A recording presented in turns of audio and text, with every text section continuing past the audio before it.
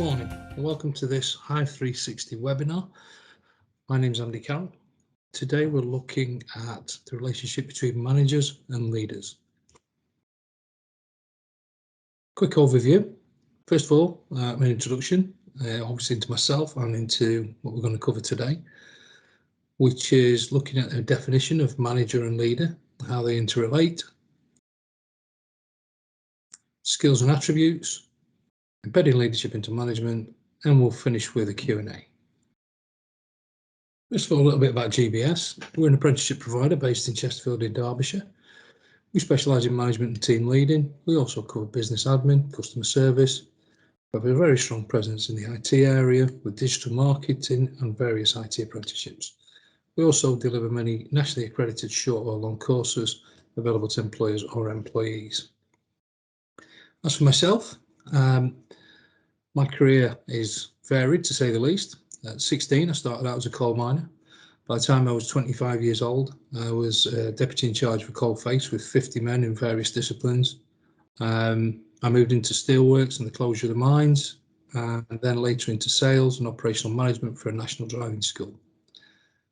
I've been delivering apprenticeships now, mostly in leadership and management, for the last 11 years. During that time, I was the owner and director of a training company delivering teacher and assessor qualifications. I'm now head of delivery for GBS Apprenticeships. I am a leadership and management specialist. So let's look at management and leadership. First of all, what do we mean by manager and leader? First of all, manager. Manager is one who's responsible for controlling or administering an organisation or a group of workers. A leader, one who can see how things can be improved and who rallies others to move towards that better vision. It's my belief the best managers are great leaders, and conversely, the best leaders are great managers. I think the complementary skills that exist in varying degrees depending on the individual. Terminology is very often an issue when we look at management in a wider sense. During my time delivering training to managers, the different titles available are quite incredible. The base level of management, very often we would regard as team leader. This would be somebody who's in frontline supervision, very often in a production area. Managers usually move further away from what I might call the coal face. So titles are really not that important. What we need to look at is job descriptions and responsibilities to decide what people actually do.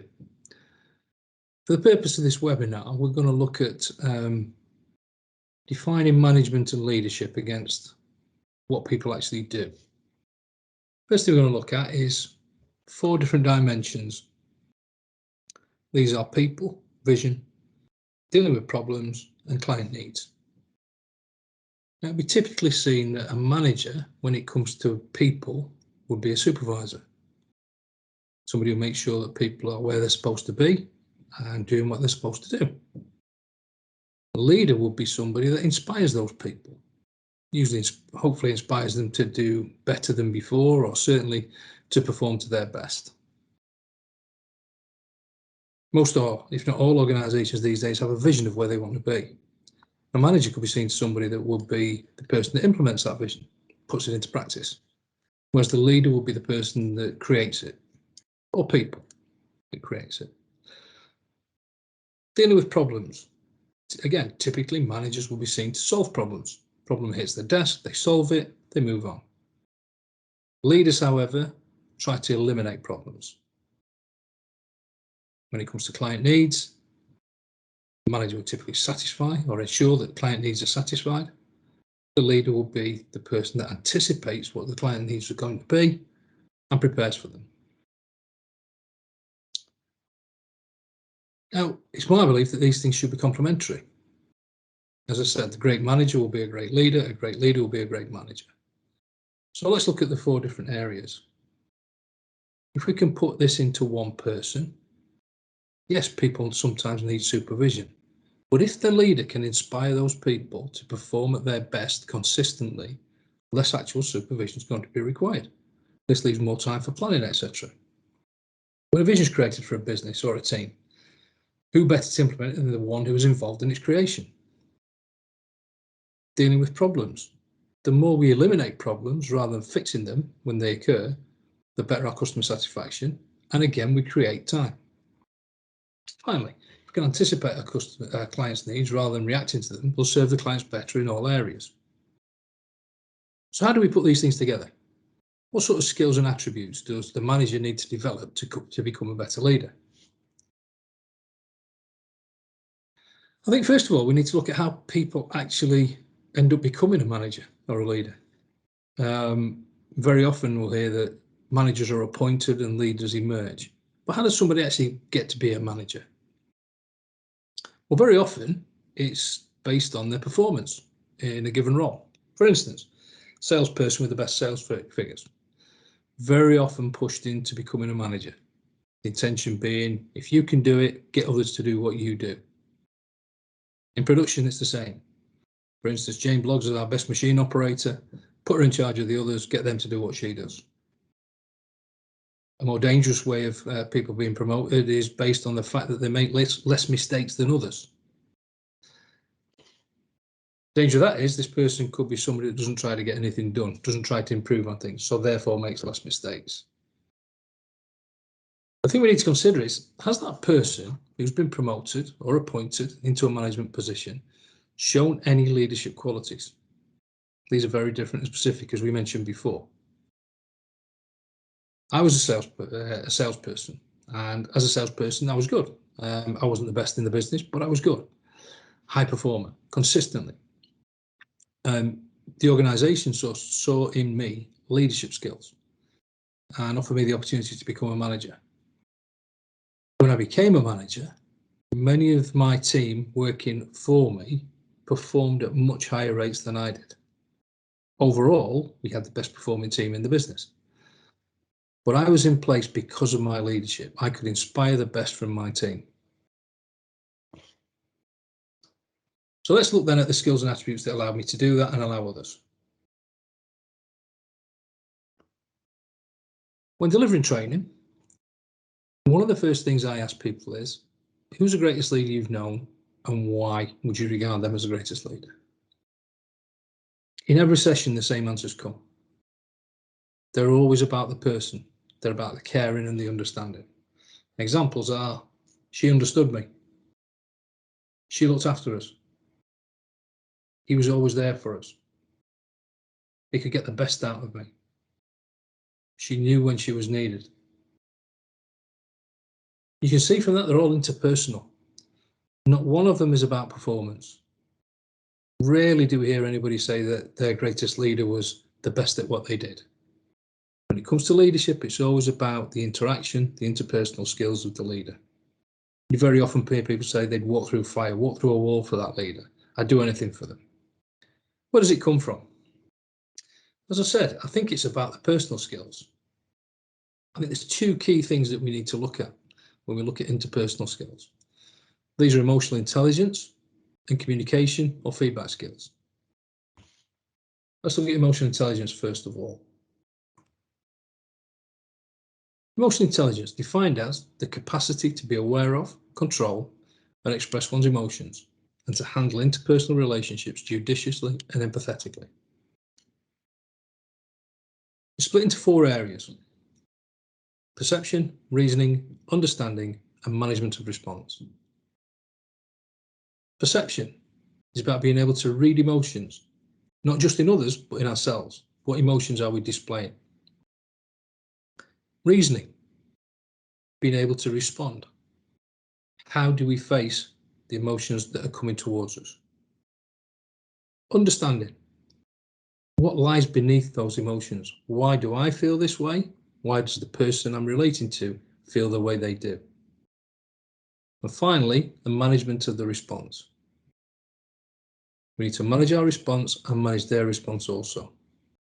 Many people find these elements instinctive, but they can be developed. We do find those who are high in emotional intelligence are often described as empathetic. Again, what do we mean by empathy?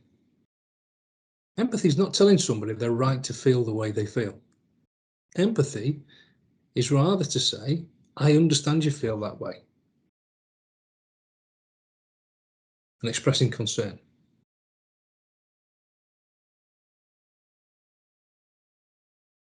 Linked to emotional intelligence and empathy is something called the Mirabian Theory.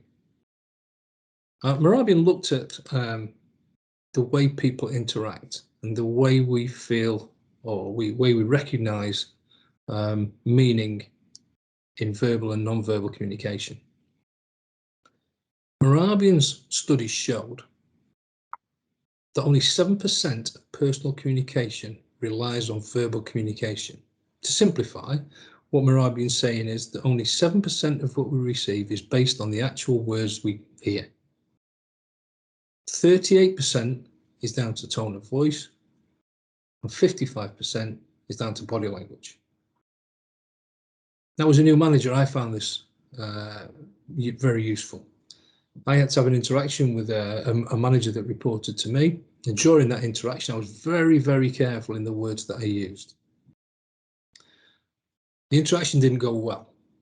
The person I was dealing with became very upset, almost fearful. When we actually discussed what had happened, we realised that my body language was poor. The person I was talking to was sitting behind a desk. I remained standing. I pointed a finger. My tone of voice was clearly angry. When I asked the person how they felt about what I'd actually said, their response was, "Andy, I can't remember what you were saying to me. It was just a look on your face and the tone of your voice."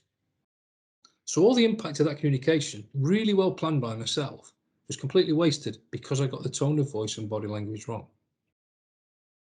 So we can use this as a manager in two directions. First of all, to ensure when we do communicate with staff or team members, we make sure we use a correct tone of voice. We make sure our body language is appropriate.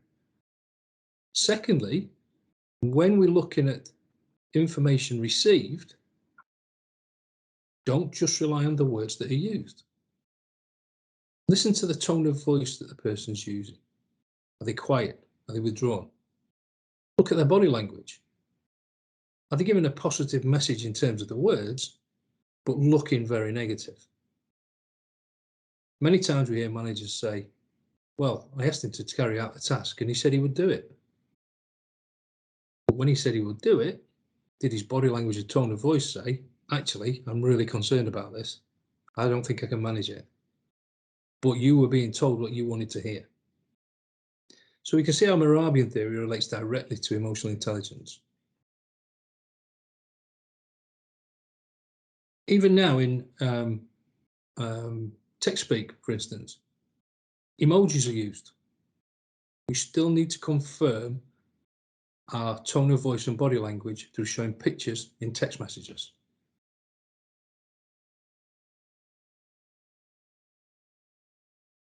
The second thing we're going to look at is communication and feedback. The use of constructive feedback. I'm sure we've all heard of the phrase constructive feedback. What does it actually mean though? As an example, if a team member carries out a task that's not entirely successful, the temptation is to criticise. For instance, you did wrong. You should have done this. You shouldn't have done that. But criticism brings about less behaviours. People stop trying. People become fearful.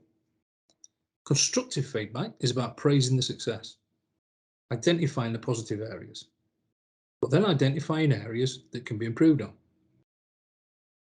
and giving a route to that improvement. It's always supportive.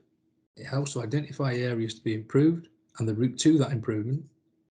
It's always based on positive intentions and contains no negatives or criticisms. Constructive in nature. How do we work on these areas when we're working with managers? Well, I think there's three areas that we need to consider when we need to develop staff. We need to consider their knowledge, their skills, and their behaviours. Knowledge. Are they self-aware? Do they know about emotional intelligence? Do they know where they fit on a scale of emotional intelligence? Do they understand how to improve their levels of emotional intelligence? Do they understand what constructive feedback is? Do they know the theory behind it? Has something like the Mirabian Theory been explained to them? It's impossible for anybody to do something they don't understand. Secondly, the skills. Can they do it? Have they seen examples? Do they have a mentor? Is somebody there to actually show them how to carry out these tasks? And finally, their behaviours. How do they do it? How do they behave in the workplace? How do they demonstrate their knowledge and skills?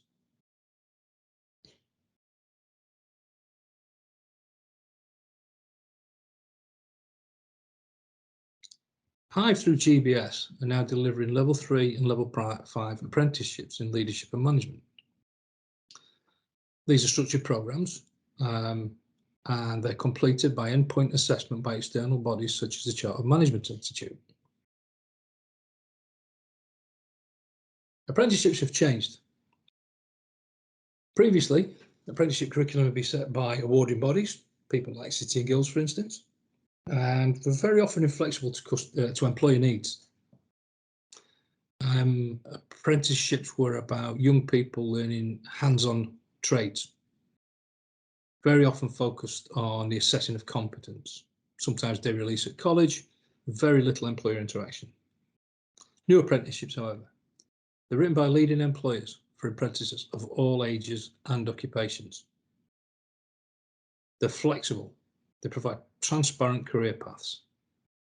Maths and English are embedded in the apprenticeships and applied to the employer and to the role. The new apprenticeships ensure apprentices can demonstrate competence in both skills and knowledge. Apprenticeships are now known as Apprenticeship Standards. As I've already said, they were developed by employers rather than government or awarding bodies.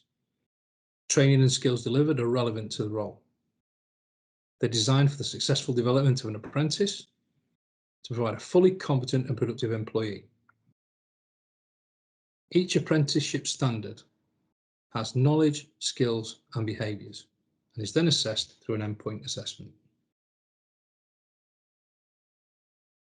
At GBS, how do we deliver? We don't have a one-size-fits-all. We work with individual employers to explore how and when the training we deliver will be best suited to the needs of all learners and the demands of the business.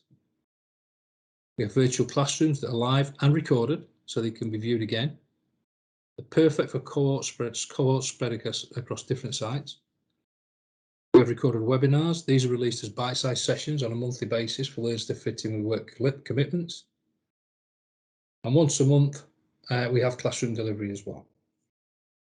On top of that, we have skills coaches that come out and work in the workplace with the learners based on the knowledge they've built in any of the classrooms or webinars. The skills coaches now are very different to the assessors as they used to be. To become a skills coach with an organisation like GBS, you must show competence in that area. We now look at CVs. We now look at experience. We employ as coaches experienced managers.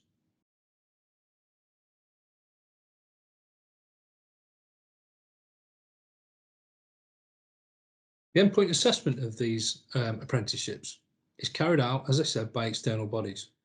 For management, very often by the Chartered Management Institute, completely external to both GBS and to Hive 360.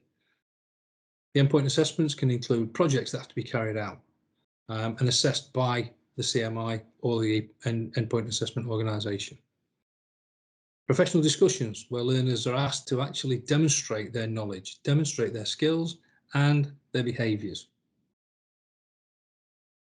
Each apprentice will create a portfolio of evidence during their apprenticeship programme. These can last up to 18 months. And this portfolio will be project reports, case studies, activities carried out as managers, for instance, performance management, witness statements from senior managers. At the end of the endpoint assessment, people receive a nationally recognised qualification. But it's not just a certificate. These apprentices now have to demonstrate all the necessary skills, not just to their skills coach, but also to the awarding body, whether that be CMI, ILM, City and Guilds, or any of the others. So external organisations will now come in and actually check that they're not just demonstrating knowledge, but they can actually do it in the workplace. Okay, that's the end of the webinar. Give us time now for some questions and answers. Thank you.